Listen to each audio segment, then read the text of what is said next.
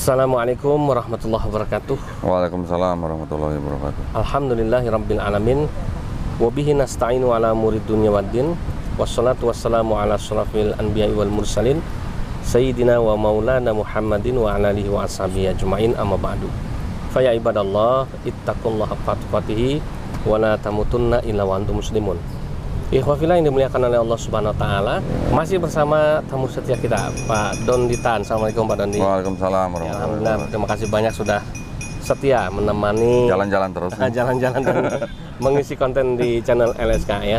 Kita bersyukur pada Allah Subhanahu wa taala atas nikmat yang setelah Allah curahkan kepada kita dan pada antum semuanya. Maka mudah-mudahan dengan nikmat-nikmat ini mengantarkan kita menjadi hamba-hamba Allah yang lebih bersyukur, bertakwa sampai dengan kita mati dalam keadaan husnul khotimah. Amin. Shalawat dan salam semoga terlimpah dan tercurah kepada uswasana junjungan kita tercinta, suri teladan kita, Nabi yang sangat kita cintai, kita junjung dan kita sama-sama taati, yaitu Nabi kita Muhammad SAW. Baik, sebelum kita mulai, kita lafadzkan basmalah bersama-sama. Bismillahirrahmanirrahim. Kalau kita lihat slogan dalam bahasa Indonesia itu kan kebersihan sebagian daripada iman. Nah, ternyata itu kan bukan diambil dari ajaran Kristen, tapi dari Islam, dari hadis Rasulullah Muhammad SAW, at-tuhuru satrul iman. Yang namanya kebersihan itu adalah sebagian daripada iman gitu ya. Nah, sementara di Kristen nggak tahu ada slogan seperti itu, ada ajaran seperti itu apa enggak. Nanti Pak Dondi yang membahas. Nah, kita coba sedikit mengupas mengenai kebersihan dalam Islam ya. Dikenal dengan istilah toharoh ya. Kalau kita buka kitab fikih, di semua kitab-kitab fikih yang mengajarkan fikih dari para alim ulama, dari para fuqaha, selalu bab pertama yang dibahas adalah judulnya toharoh. Toharoh itu artinya bersuci ya, atau bersih, bersih-bersih ya. Artinya yang mengandung makna bahwa kita harus bersih atau suci, baik dari sisi jasmani kita, ya kan, kemudian dari sisi pakaian kita maupun tempat. Ya.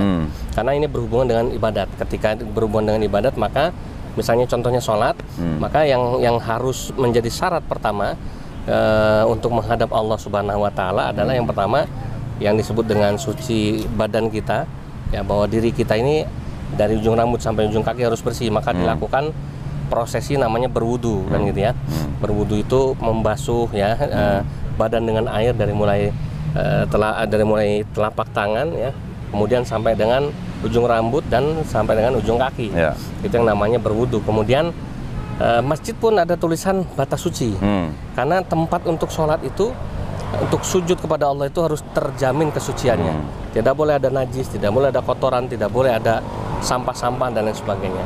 Yang ketiga, selain badannya, selain tempatnya, pakaian yang kita pakai untuk menghadap Allah pun harus terjamin kesuciannya.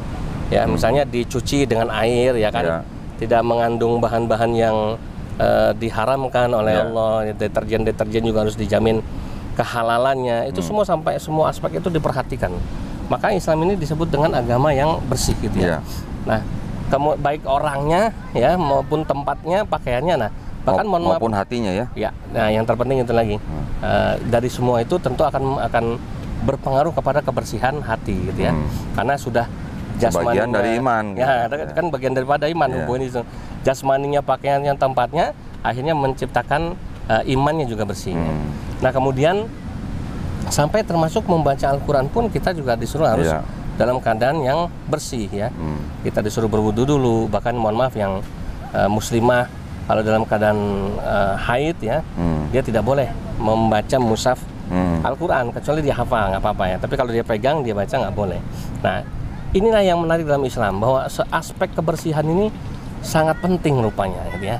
Nah, sementara kita coba gali bagaimana kebersihan versi Kristen ini. Apakah Kristen ini agama yang bersih ya, agama yang mengajarkan kebersihan, dan fakta-fakta sejarahnya gimana, kemudian atau mungkin dalil-dalil dalam Bible-nya gimana secara teologis dan sebagainya. Minta tolong kepada guru kita Pak Dondi untuk bisa mengupas bersama ya. Silakan Pak Dondi.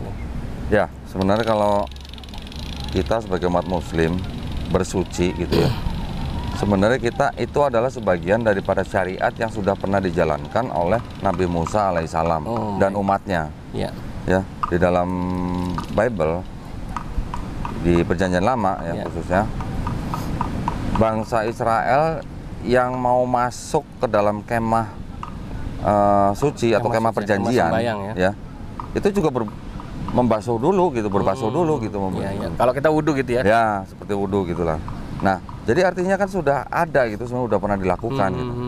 Tetapi itu hilang di perjanjian baru. Oh, gitu. Bahkan sekarang di dalam prakteknya umat Kristen tidak melakukan hal itu gitu. Iya.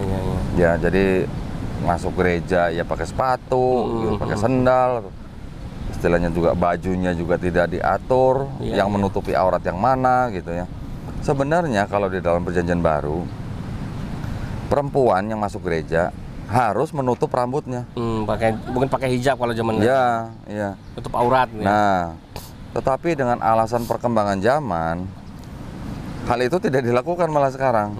Sekarang malah yang masuk gereja berlomba-lomba menghias rambutnya itu perempuannya. Disemir. Ya, di rebonding macam-macam. Ya. Nah, kalau di perjanjian baru sendiri, Paulus mengatakan bahwa kalau wanita itu tidak menjaga atau menutupi rambutnya pada saat dia masuk ke dalam tempat suci gitu, gereja, perempuan itu harus dicukur rambutnya. Nah,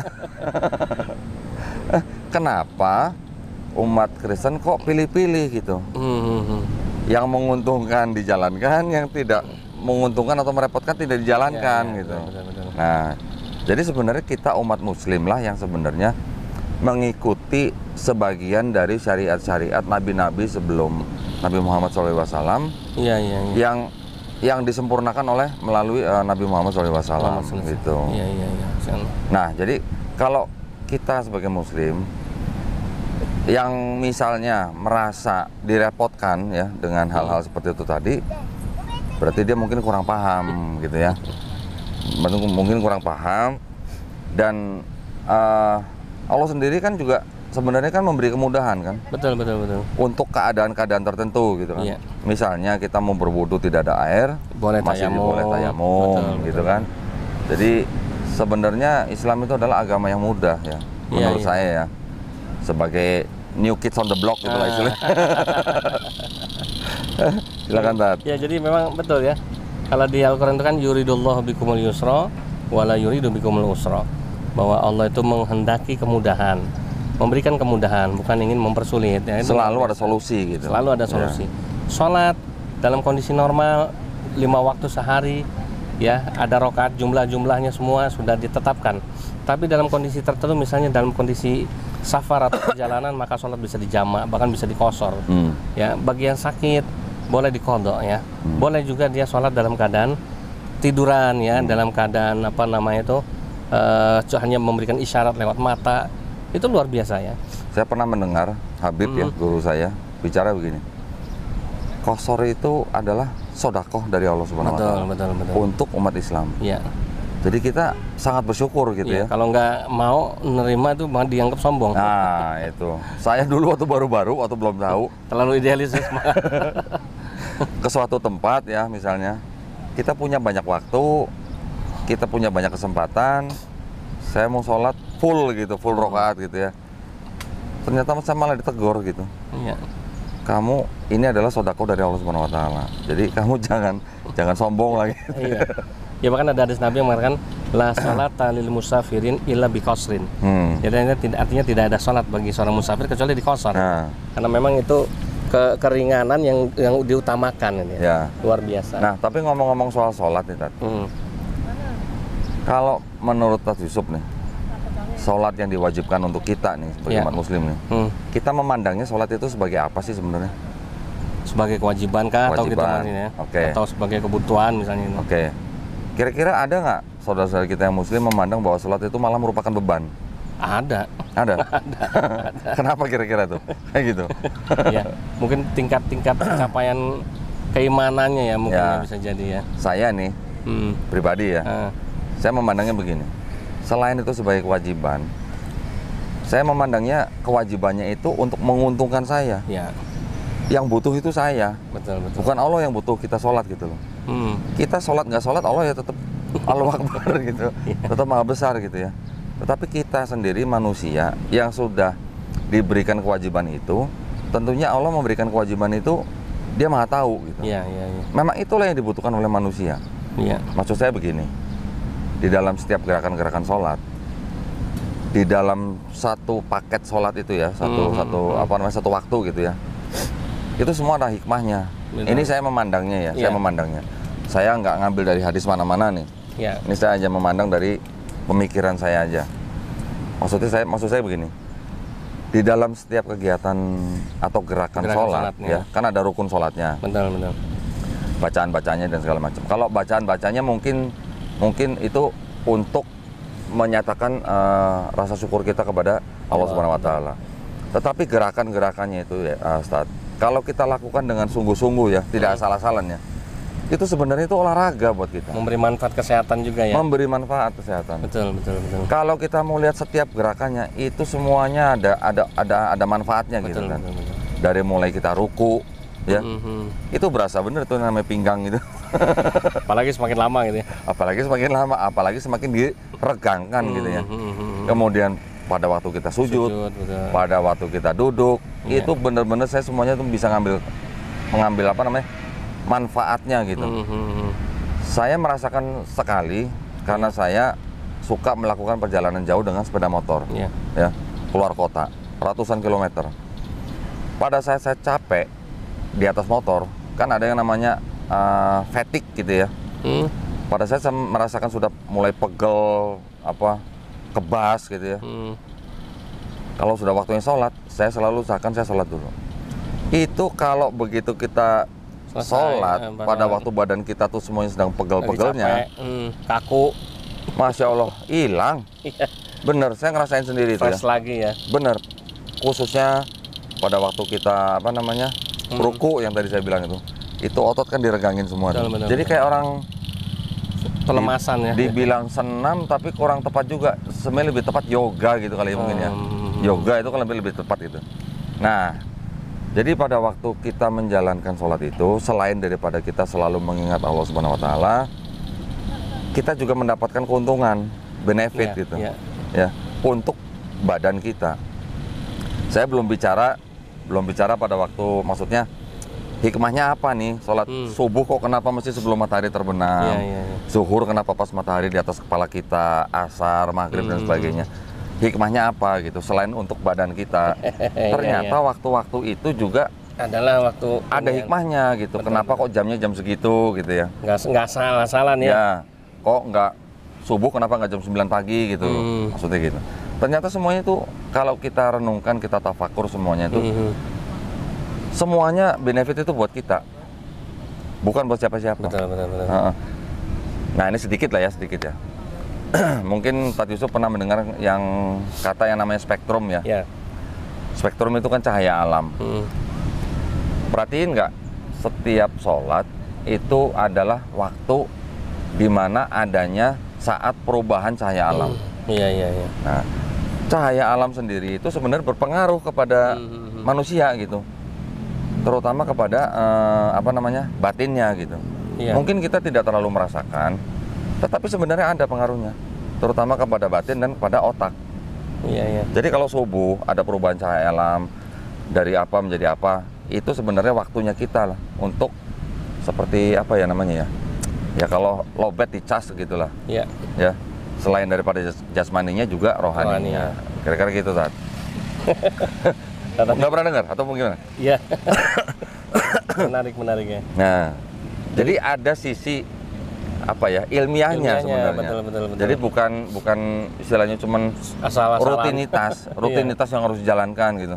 Betul. Nah, makanya kalau kita ngeliat umat muslim yang umat Islam yang masih merasa jadi beban ya sholatnya. Ya, memandang itu sebagai beban, kemudian sampai melewatkan, apalagi dengan sengaja, melalaikan. Ya, apalagi meninggalkan dengan sengaja, Masya Allah itu.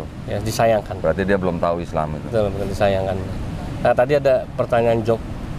Kenapa kalau wudhu kentut batal? Kentut kan keluar dari pantat, kok yang diusap mukanya. Sama seperti orang sakit ke dokter ya. Dia misalnya sakit panas atau sakitnya meriang ya kan, disuntik sama yang meriang itu misalnya dia rasa di badannya ya kan, tapi atau sakit gigi di giginya, tapi kemudian dokter kasih suntik di lengannya atau di pantatnya kan gitu sama. Kenapa nggak di giginya suntik gitu? Kenapa nggak di giginya langsung gitu ya? Nah ini ilustrasi seperti itu. Karena apa? Karena memang Islam itu selain menjaga kebersihan juga Islam itu agama yang menjadikan malu itu sebagian daripada iman. Makanya ada sebutan al-haya minal iman. Malu itu sebagian daripada iman. Makanya kita disuruh menutup aurat. Ya kan kita tidak boleh yang namanya itu mempertontonkan bagian dari tubuh kita yang membuat kita bisa malu kan gitu ya. Ya misalnya contoh aurat kita ya kan. Kemudian misalnya pantat kita, entah itu mungkin paha kita kan ya. Itu adalah bagian-bagian yang harus kita tutupi sehingga kita Islam menjadikan rasa malu itu sebagian daripada iman. Makanya ada adab lah gitu. Ada adabnya. Makanya kenapa orang Islam laki-laki kalau kencing disuruh jongkok bukan berdiri kan begitu ya. Kemudian kenapa para wanita itu disuruh menutup aurat dari ujung rambut sampai ujung kaki, itu semuanya adalah bagian daripada Kalau ujung rambut sampai ujung kaki gimana? Ya maksudnya dari ujung rambut sampai ujung kaki ditutup auratnya kecuali muka dan telapak tangan kan. Tadi Ustaz bilangnya dari ujung rambut sampai ujung kaki gitu. Kebalik nunjuknya. Iya Masya Allah. Baik ya, ikhwafillah yang dimuliakan oleh Allah Subhanahu wa taala, ya bersyukurlah kita menjadi orang Islam yang harus menjaga kebersihan kita. Makanya kalau ada orang Islam masih jorok, ya berarti ini niru-niru tetangga sebelah gitu ya. Yang ceboknya pakai tisu kan gitu ya, bukan pakai air gitu ya. Sehingga kemudian tidak mengerti bagaimana cara membersihkan diri ya dengan baik dan benar menurut Islam. Ya, baik begitu saja kita sama-sama bersyukur kepada Allah bahwa hari ini kita masih dapat ilmu dari guru kita Pak Donditan. Jangan lupa dikunjungi channel beliau, Donditan Channel ya, dan di subscribe, di like, di komen, dan dipencet tombol notifikasi loncengnya supaya dapat video-video terbaru dari Pak Donditan yang sangat menarik, terutama kajian BOB-nya ya, kajian Bob. Kajian tentang apa itu namanya kontradiksi ayat-ayat dalam Bible. Ya, terima kasih banyak. Mohon maaf lahir batin. Kita akhiri sama-sama dengan membaca doa penutup majelis. Subhanakallahumma bihamdika asyhadu an la ilaha illa anta astaghfiruka wa atubu ilaik. Billahi taufiq wal hidayah. Wassalamualaikum warahmatullahi wabarakatuh. Waalaikumsalam warahmatullahi wabarakatuh.